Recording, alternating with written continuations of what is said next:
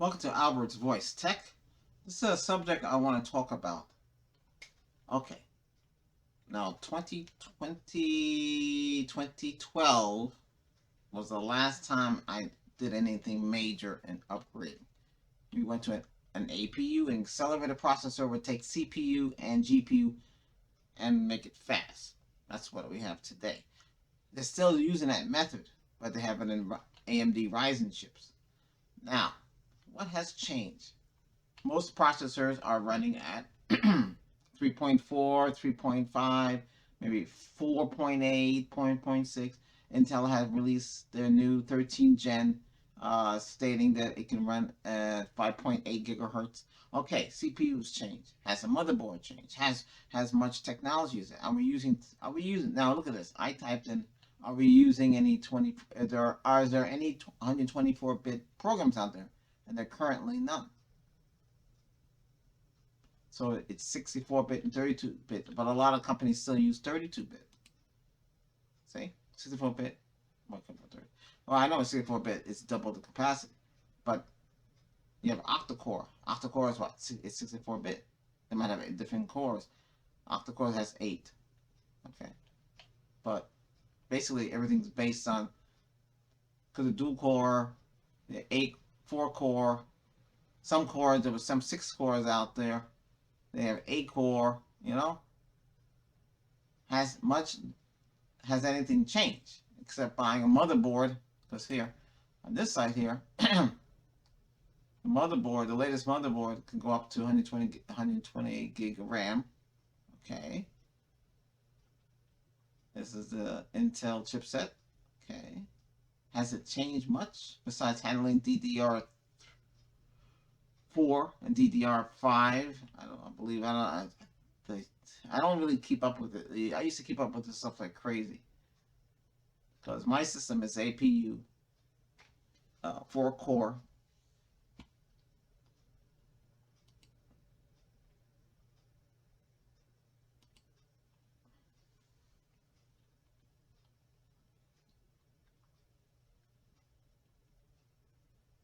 Okay, the processor speed is gonna be a little slow.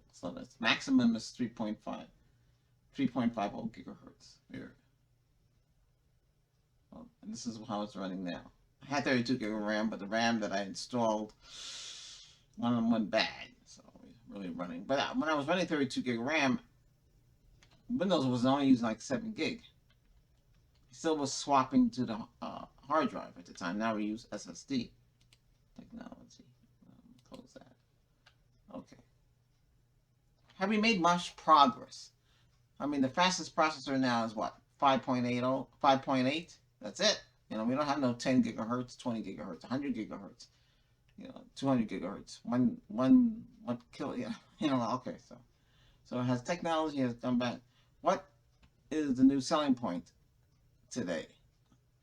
Motherboard can go 128 gig of RAM. Do you need 128 gig of RAM?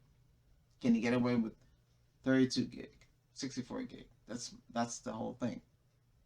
Should you really go out and spend? And these boards are not cheap anymore. Everything's sky high. And do you need to get a GPU card and plug it in? Would the CPU be enough to handle most 4K or higher graphics? So you can get a true life imagery. So that's it.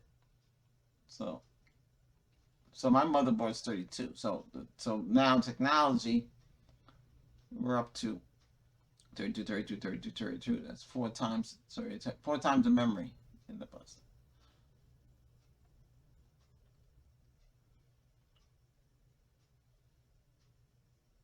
All the different, even all the different boards.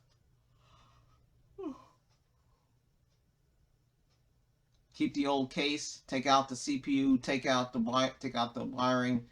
Take out the power supply unit, and upgrade your computer so it can handle and replace the processor, and then you have the latest technology. You can save money there. This computer here that I'm using has built-in Wi-Fi.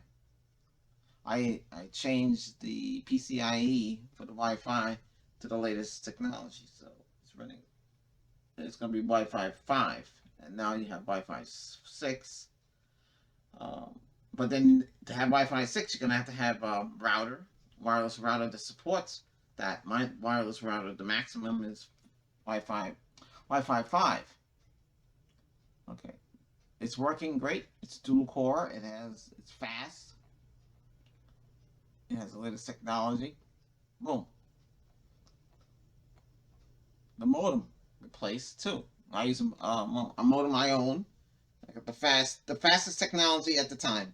It has dual gig ports, but now you have higher gig port. You have 2.5. So that's the technology. That's the advancement. Okay, so in 10 year span, we have come. We have faster. Instead of having gig, you have 2.5. Even though most businesses have you know 10 gigabytes on the switch. So I used to monitor switches back in the day for a company. I was the admin. So, but the switches, those were Cisco Catalyst route switches, and they were gold tipped. They were 24 port and 48 port. They were expensive. We just had to upgrade the farm. That's what they call it. It's campus farm. So they were able. Each port was able to do 10 gigs, but majority of was getting out is 7 gig. Because remember, there's some legacy. Like when you say 10 is 6, 100 is 60, a gig is 600, and some of the cable companies like Xfinity had the 1.2 gig, which is really about 700. I think 700. You're pushing like 720 gig. It depends. It depends if you can push that out. But you have to have equipment in your home to handle that. Your switches. So your network should can be comprised of your modem.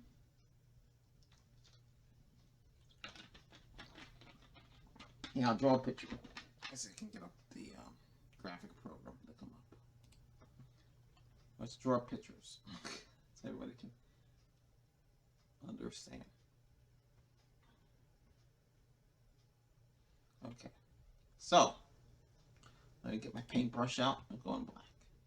Okay, so let's change the brush. So actually, let's change the viewing resize. Let's go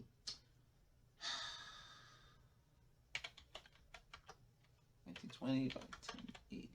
Oops. Okay, so here's my board. So you have the internet coming in, right? Let's change the. Let's go to 20. You'll have a modem.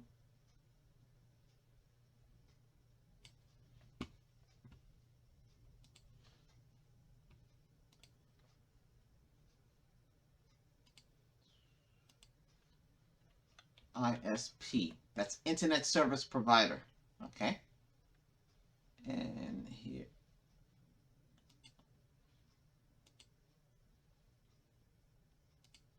Let's change that to 48. You got your modem.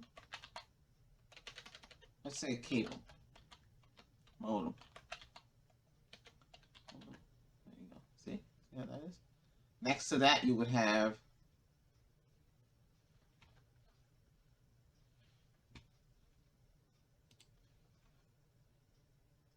a router.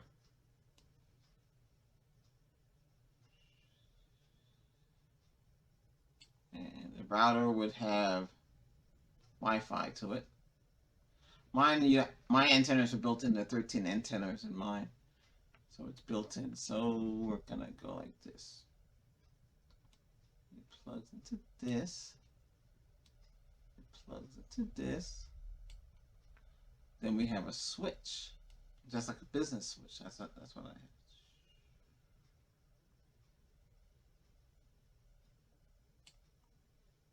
Not a home switch, not a toy. I have a real business switch. It costs a lot of money. It's not cheap. And that goes into the first port.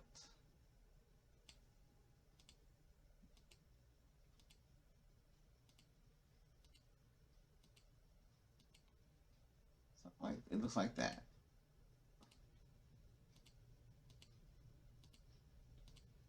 I'm just giving an example. Okay. Okay. So now the new one now is power over Ethernet switch. That's a little different. I'll teach you about that. Let me write down what we have here.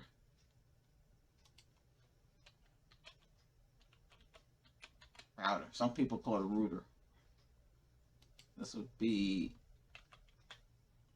a router. This will also be your Wi-Fi.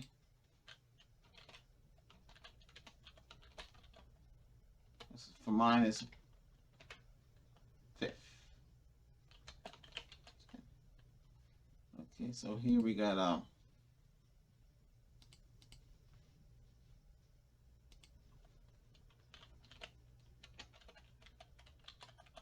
business switch. Could be 16, 24, 48 ports. It could be, well, it should have a layer of protection, layer manage. I think it's layer 2 managed. It's a managed switch. You can have a smart switch. Your router could be also business class and managed too, where you can control the port speed. This you can control the port speed. Now, this is a typical system. You know, your ISP, the speed could be 1.2 gig. Okay? But if your modem is 1.0 gig and your router is 1.0 gigabyte, and your switch is 1.0 gig, then you also have the Ethernet cable.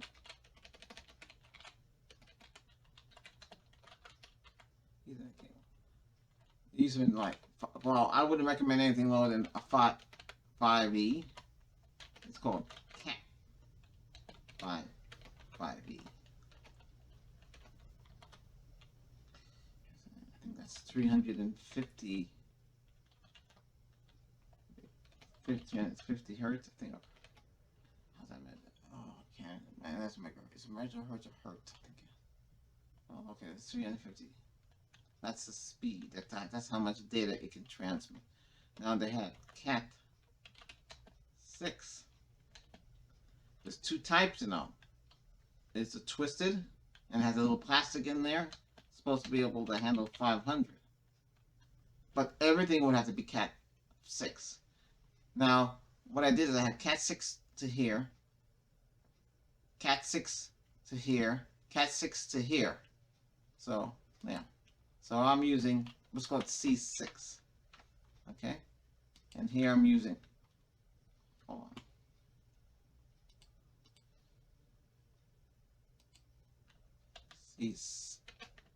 C6. Then I'm using C6. Yeah. But that's how it's all working. Okay. This is here. It's coaxial, ultra coax.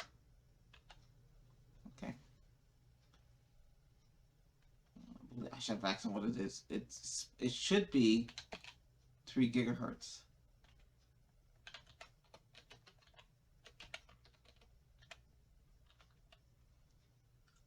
Coaxial cable. That's usually RG6.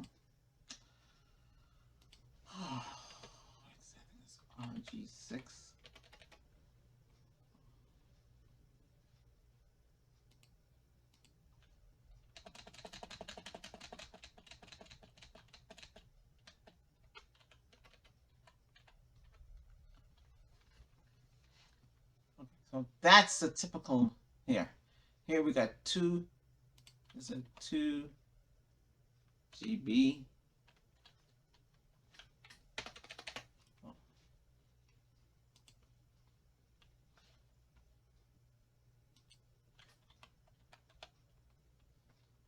Again, dual port. This is dual core.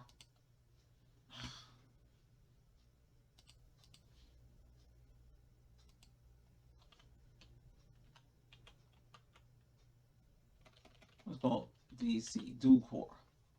The router is also DC.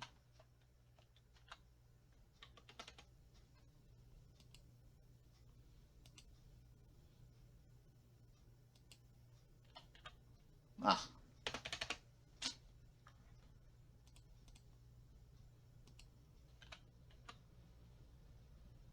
This,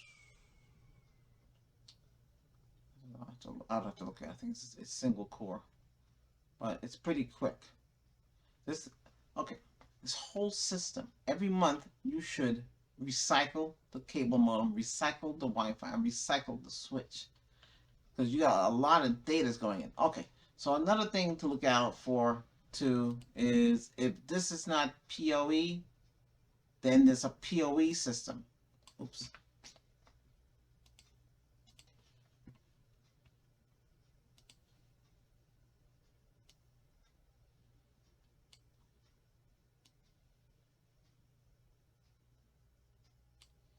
Okay, so, oh yes, this system here,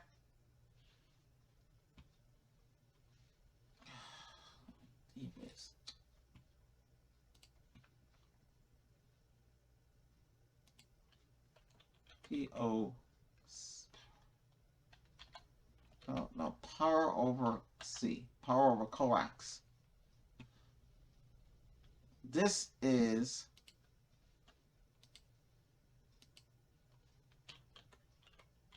power over Ethernet.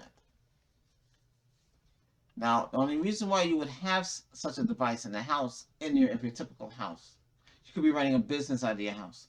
You could have, I'm enjoying this. I mean, I can make a circle, but okay. Say you have these.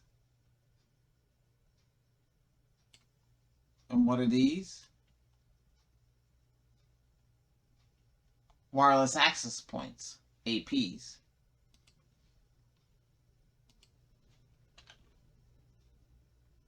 They're APs, access points.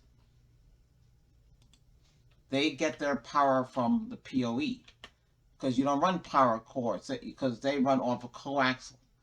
And you can use Cat5e or you can use Cat5.6 for that. Now, this is how this works. Let me draw you a picture.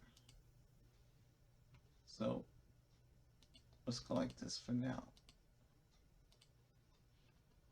This works like this.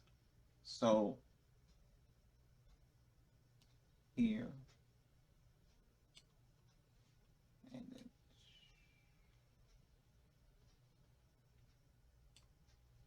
this is how they get the power from this. This would plug into your switch. Now, that's one way of doing it. So, this is power over Ethernet. And this is your access point. Okay. So, where this cannot reach, because after a while, Wi-Fi will degrade. Then you could have these. You could have two of these. I have two of these in the house. Okay, so that's how it is. Because I'm simulating how a business would be. Because when you go into a business, they have two of them. Some places, they got new generation. You just have one. One Cisco access point on the ceiling can handle a whole office. I'm talking about a pretty large, it's a small level, but it's not bad. It's two sides of an office. And that's constantly, that's very, I know I'm not supposed to do it, but I brought my wireless analyzer. It's called Wi-Fi Survey. So I walk around and see how the signal is. It's strong. And everybody should get one of those access. Walk around and test out your signal in the house and see if it's strong. If it's not strong, that means you should get something like this. But this is it. How this is how the whole system is. And these are hooked up to those, I mean, boxes are supported by this. Hook up through Ethernet, and they go out and they branch out. Now, you could have another switch in the house to compensate, because it's better to have a separate port for each device in the house. Yes, you don't jerry rig. A lot of businesses, they're too lazy, so they have the main in a closet, and then another level they'll have another switch. Like the last project I was on, I asked him, "So what are you running here? What do you mean?" And as a network engineer, he should know the answer. So, are you running gig? 1 gig? No, he said they're running 100 megabytes. Why are they running 100 megabytes? Because he said they don't have this, they don't want to spend the money to do it correctly. That's crazy. A multi-million-dollar company, $3 billion company, they can't afford that. That's crazy. Why would you run it like that? And that's what they do. He didn't understand what I was talking about, but I'm talking simple term.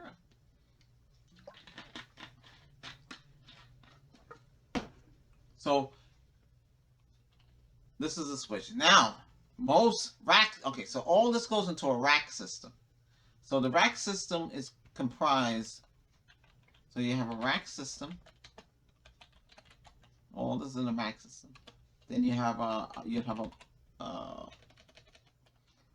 well, it could be a power conditioner. That's what I use now. Power conditioner. Power conditioner. So it removes all EMI, EMF, and etc. Because you don't want it to go. So you want full power. So that's your typical. So you would have your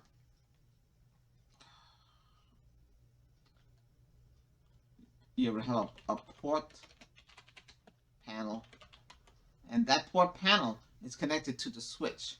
So you need like three feet connections, and then you have to learn how to make your terminal, terminal and your cables. You know how to do that. So you would plug that in, and then on the jacks, you would have to use a, oh, I can't think of what's the name again.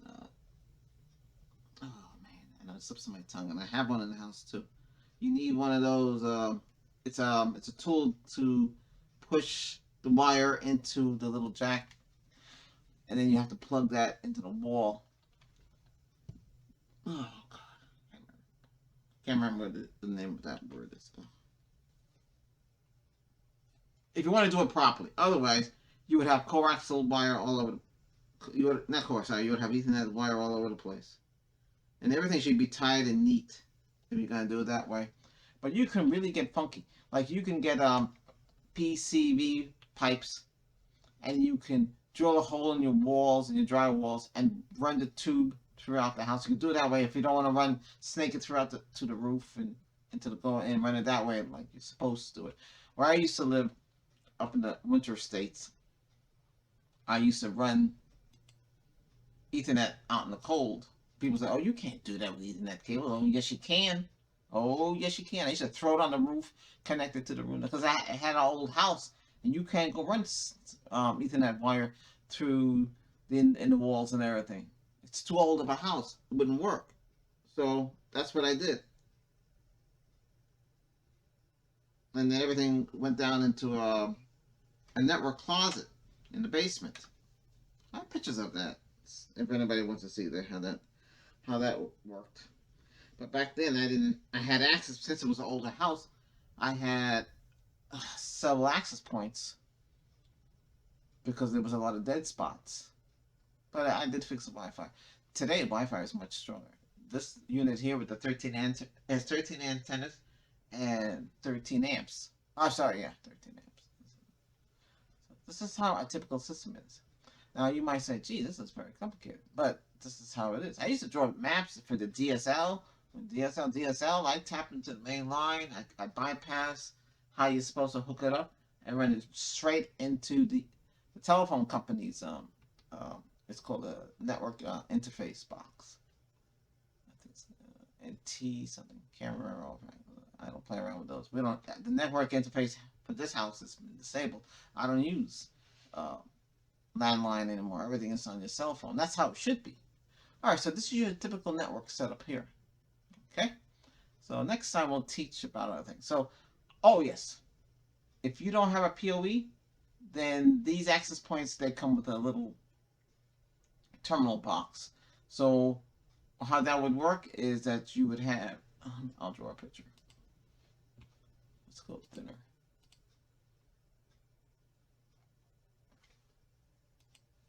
So you would have, this would look like this.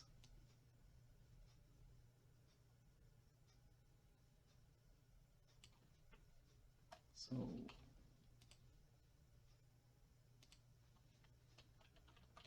AC, that's power. So you would have to plug this into your, that's what I didn't put down here. There's one little thing that's missing throughout this whole little thing here. It's the power conditioner. Let me draw a picture of that.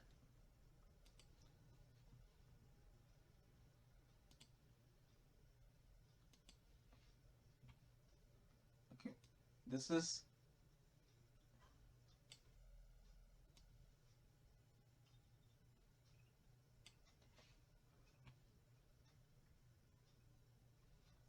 this would be your power conditioner. It would have either 8 ports in the back,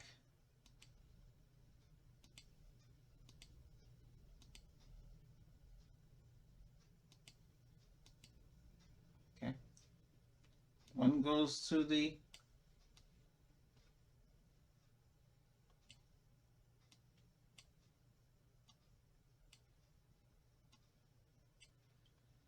that's AC.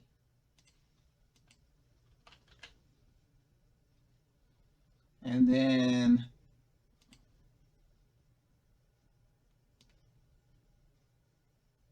this plugs into that.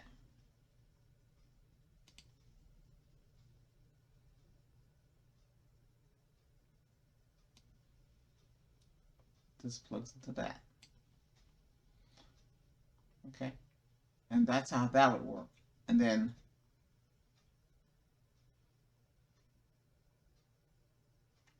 this, I see something here. This is a line, a line coming in and a line coming out. So you have another line you would have to plug into that. Let me see. Yeah. And then you would run that. That's another way of doing that. You would use this. But each of these comes with one of these. Goes into power, goes back into the router. I think there's a two-way hookup. I have to look and double check. I believe that's how it is. Let's see. Let me go double check. Yeah. Yes. So there's 2 of these. One goes in.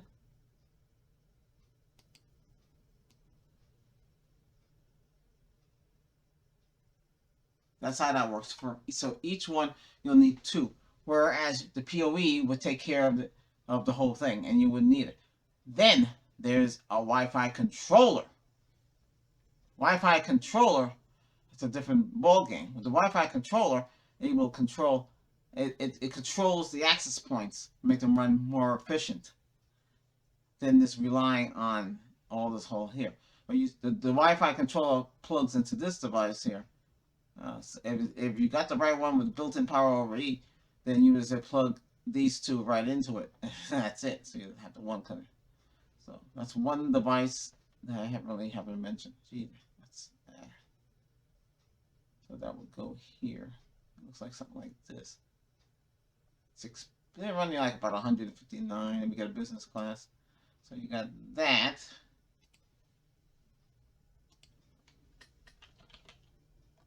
That Wi-Fi controller. So, and that's an interface. Oh yeah, by the way, you get a GUI with this, GUI with this, GAUI with that too. This has no GUI. This is just a power conditioner. So in GUI, you can go in here, you can change the ports, you can change the settings, you can go VP. There's virtual LAN. We never discussed about that. Should you write your virtual LAN? You can do a lot of things with virtual LAN if but that's another thing you can get into. But most people don't have all this. All this here, a lot of you you buy Your ISP gives your a digital phone, cable box, all in one unit. You really don't want that because there's some legacy with that. It's better to have it separated. And if they do it right, they should come in and install a cable modem and keep the TV and everything separate. Right? Have a dedicated line to this box, but they run everything to the same box. And that's why, gee, my internet's slow and all. Yeah, well, everybody's watching TV, everybody's on the same line, is sharing it. So, because that's all I have is internet here. I have another system outside that I built myself, and how I get my my if I want to watch TV, yeah, go that way. Okay, that's another time to talk about that. But it was showing how a typical network would be. Now, the cable company, they'll give you unlimited bandwidth if you get their you have to pay $13 a month. You have to go with their system. I mean, I would get the full 1.2 gig, right? I don't know. I'm sure you go that route because and use their Wi-Fi router. I think it's 13. And then you get unlimited bandwidth. But you have to pay them every month $13. It might come out cheaper, but and that's one way you can run your household. If you do it like this, is another way. Like I said, depending on your requirements and square footage, if your square footage is 1,500, then your router should be enough. But sometimes the router can't. Imagine the router is doing everything. It's doing Wi-Fi. It's doing routing. It's doing everything. Sometimes it needs access points. So these access points, all they do is take over this. They can handle all your Wi-Fi needs. You can have 3 of them, 2 in the house and 1 outside. Like say you have a patio, you can put 1 out there. I would put it in like in a clear plastic container. Now you said, gee, wouldn't that harbor the Wi-Fi signal? Not that bad. You're just using to boost whatever you got in there. Or, you still have to run an Ethernet out there. So, or PoE. That's one thing I was going to do. I haven't done that yet.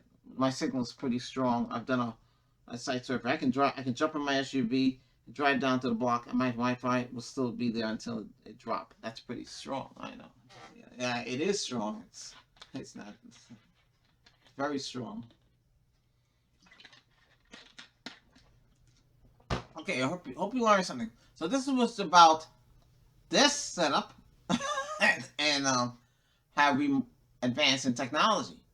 Yeah, well, slightly. We're still using 32-bit, 64-bit apps. Not a lot of 64 bits, so we really haven't progress. So most processors are 32-bit and 64-bit. That's how they all are. They have to handle both. But 64-bit is faster. A lot of games in that 64-bit. So you need to understand. All right, thanks for watching. Don't support the channel by subscribing. Okay, gotta make the channel grow. All right, that's it. I'm done. I'm out of here.